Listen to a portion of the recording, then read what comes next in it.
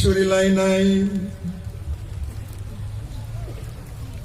হে চির বিশ্বস্ত পরমেশ্বর, তোমার পুত্র যিশু নিজের রক্ত স্মরণে তোমার ও আমাদের মধ্যে এক পরম মৈত্রী সন্ধি স্থাপন করেছেন।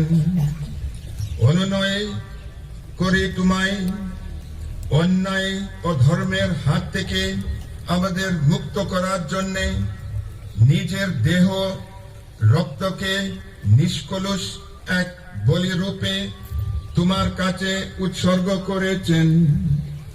কৃতজ্ঞ চিত্তে আমরা মিনতি জানাই, আজ এই যজ্ঞ অনুষ্ঠানে তিনি আমাদের সঙ্গে এই যে মৈত্রী সন্ধির নতুন করে স্থাপন করতে চলেছেন, আমরা যেন তার সমস্ত শর্ত বিশেষভাবে ভ্রাতৃপ্রেমের শর্তটি আরো সার্থকভাবে পালন করি।